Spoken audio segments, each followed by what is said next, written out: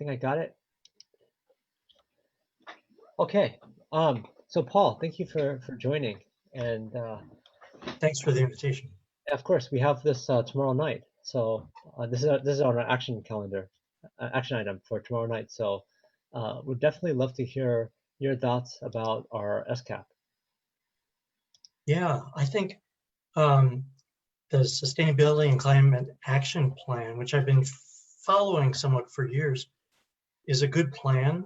I like the way it's written up by the utilities folks, but I'm very concerned that I looked at their chart on uh, greenhouse gas emissions, Mm. carbon dioxide in particular, I think, and it looked flat. It looked like for the last uh, 5 or 6 years, we've been making little or no progress as a city. That doesn't seem to match the uh, the goal, which is admirable, but it's a kind of a stretch goal. Yeah. So I'm worried that we're not on the right track. And I think the city has a choice. I mean, I was hoping that the city would say, let's be a leader in this. That's what they seem to be saying before. I think that's Let's, what we try to do. I think we yeah, try to be very on the forefront of um,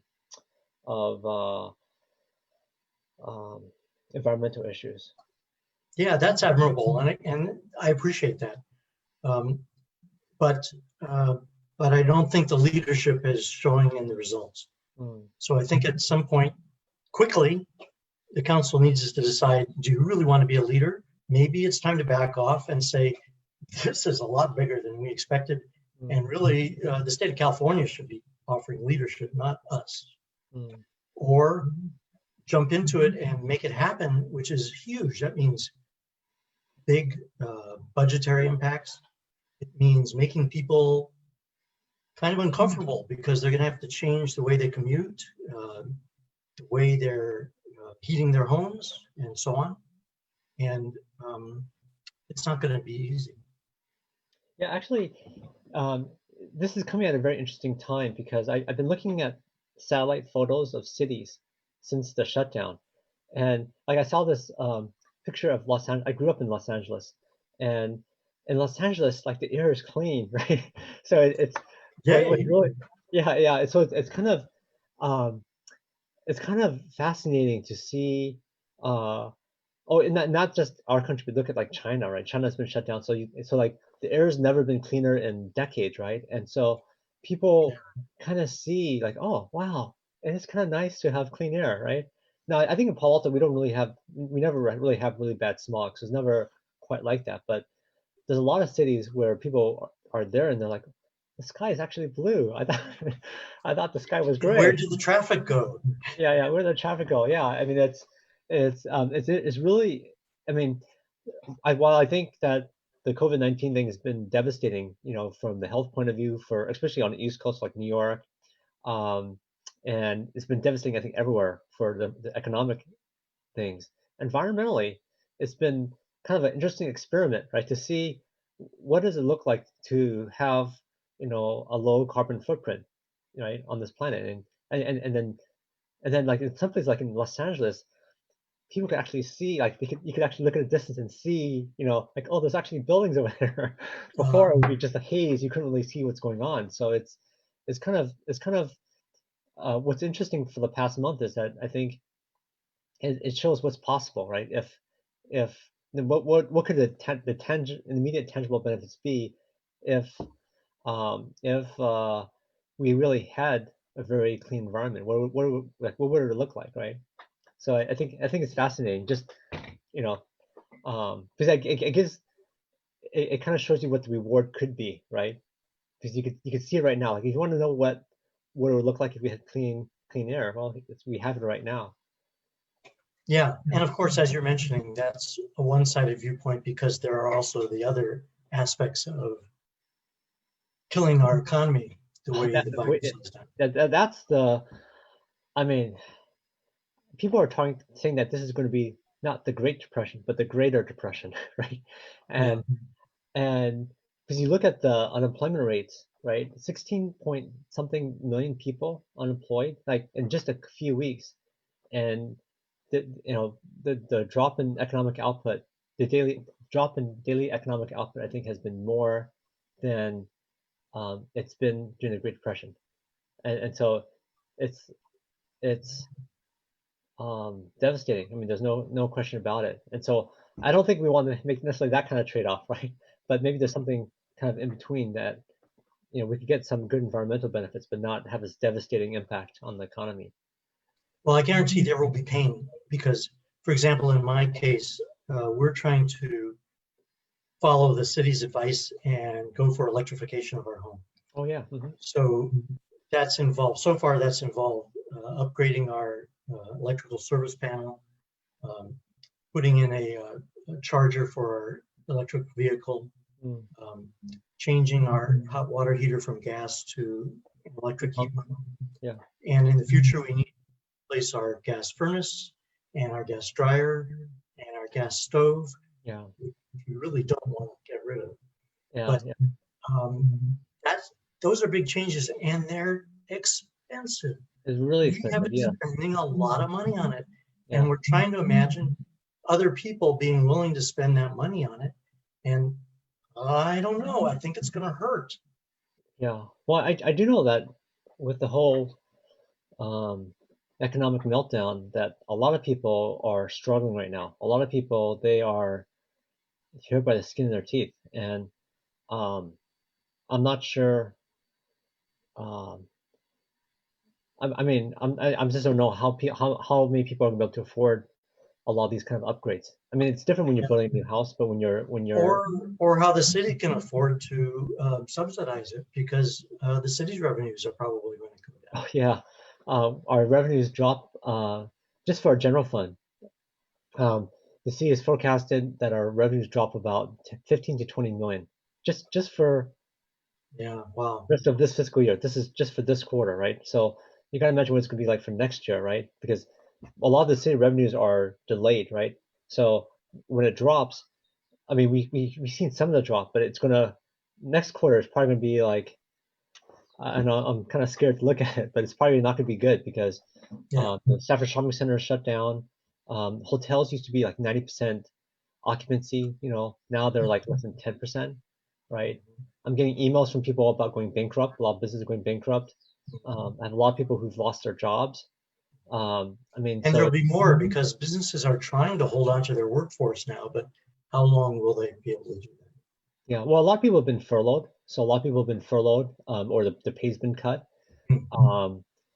And like, so we have a moratorium on rent evictions, but people have been not paying their rent, but then this cascades to the landlords. A lot of landlords now can't pay their mortgage, right? And then mortgage companies. I'm hearing mortgage companies are going bankrupt now because they can't. In fact, this has made it tough because a lot of. Hi, William. Thank you for joining us. We were just talking about the uh, um, SCAP. Was that the topic you heard for? Yep. Okay. Okay. Great. Um, so anyways, yeah. So it's just kind of like this chain reaction that's going through the economy right now. So William, I don't know if you want to. Paul shared some of his thoughts on the SCAP. William, I don't know if you want to share some of your thoughts.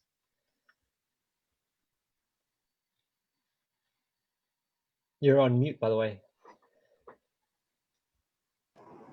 Oh, sorry about that. Could you repeat? Could you summarize what Paul had said? So Paul just shared some of his thoughts on the SCAP and was wondering if you had any thoughts on it yourself. No, I'm kind of just here to listen. Okay, no problem, no problem. Okay, so yeah, so Paul, what do you suggest we do to? What do you think we should do as a city to improve on the SCAP? In my opinion, because climate change is moving fast and has such serious consequences, and because Palo Alto wants to take a leadership role, apparently, I think it has to be the top priority. I'm also concerned about things like our big housing problem, but I think climate change has to be a top priority, and somehow the city needs to divert a lot of attention and probably some substantial money towards meeting the goal that was set years ago. I think it was called the 80-30 goal, 80% reduction by 2030. Yeah, we have fairly ambitious goals that we're trying to hit. Yeah, yeah. And I think that's in line with what the rest of the world has to do to avoid severe consequences of climate change. So I hope that if you guys orient that way, that means, of course, giving up some things. Like maybe the streets won't be as comfortable to drive on as they have been. Palo Alto's done a really good job there. You mean keeping the roads paved, or you mean? Yeah, it's nice. You go in other cities, it's not always so great. Well, except for El Camino. El Camino is a bit of a. Well, yeah, that's the counties, I guess. Yeah, that's a little bit different story, but yes, Yeah. in general, our paving's pretty good. Maybe there's some other things. I don't know what the budget looks like, but maybe there's some other things that we have to give up on. Maybe the city staff needs to spend a lot more time thinking about what we can do for climate action. I like the suggestions that came from carbon-free Palo Alto. I think it makes a lot of sense. Hell, if there were a program to vote for, I would just vote for that one. But I know you guys have to fit it into everything else that you're doing.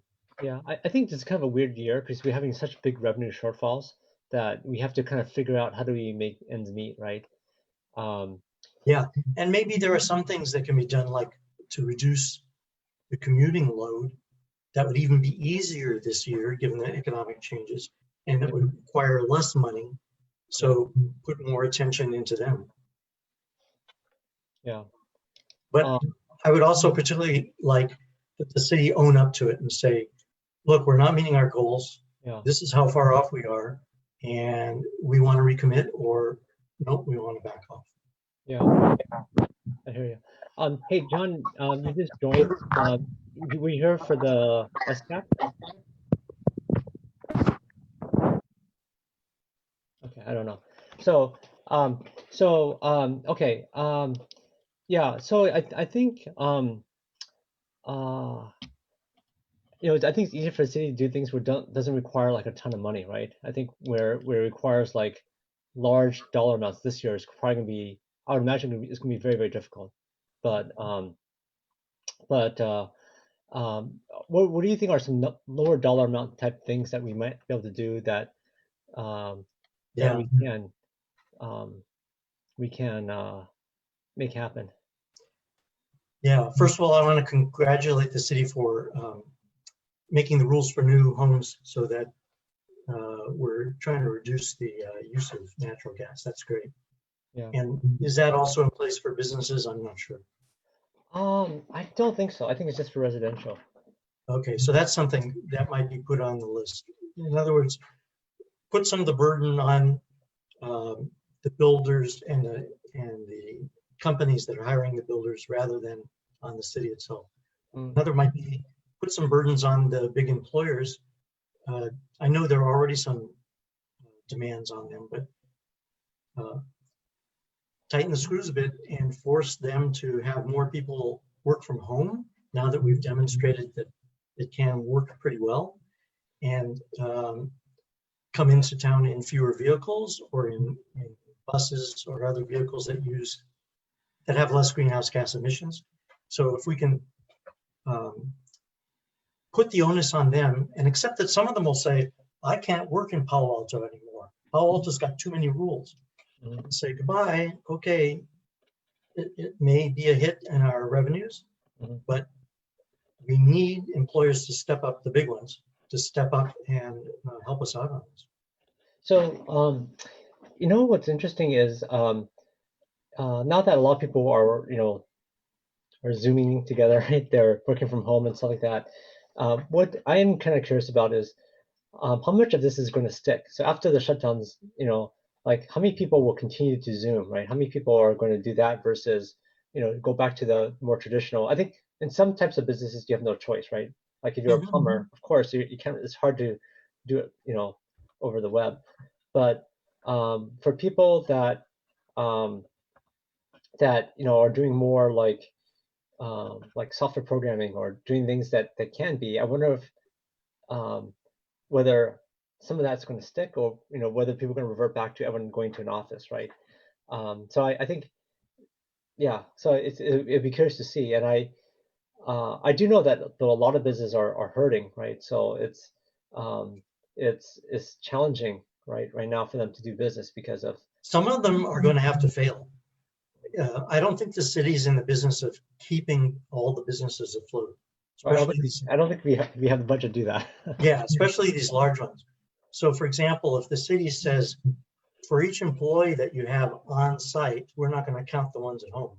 Mm. For each employee that you have on site, we're demanding tax money or alternative transportation or whatever. And some businesses say, no, that hurts too much. Mm. We're going to have to go. Yeah. I think in terms of the SCAP, right? I think maybe some sort of because there's a carrot and the stick, right? I wonder if there could be like some sort of you know um, incentive that could be put in place that would encourage people to do this, right? So, Yeah, Titus, thanks for joining the call. Were you here for calling about the SCAP? Yes, Okay, where do you live? I live in Palo Alto. Oh, okay. Thank you for joining in. Thank you. Paul just finished sharing some of his thoughts on the SCAP. Did you want to share some of your thoughts? I don't have as of now. I was recommended by a friend. Okay. yeah. And I'm sorry, I don't have good ideas regarding incentives. I bet some of the businesses would be able to give some ideas. Mhm. Maybe they'd like some loosening of restrictions in other areas, for example. I don't know. Sure. Sam, I think you joined the call, but it's a little bit noisy. Do you want to introduce yourself, and we can you can also give some of your thoughts on this.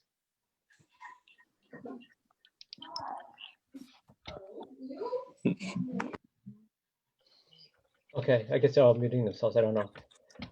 Okay. So I think that's Paul, did you have any other thoughts or feedback on this? Otherwise, I don't know if anyone else does, but I think that's the time we have allotted right now. But if there's any other thoughts, I'm happy to hear from people. Yeah, I want to thank you for considering the issue carefully and inviting people to join in the conversation. Sure, of course, yeah. And if you have other ideas or suggestions, just let me know. Yeah, thank you. Okay, Good guys. luck. It's going to be a tough one. Well, this is trying to juggle a lot of different things, right? Okay, guys. Thank you for joining the call. I really appreciate it. Thank you. Bye-bye. Bye-bye. Thanks so much. Bye.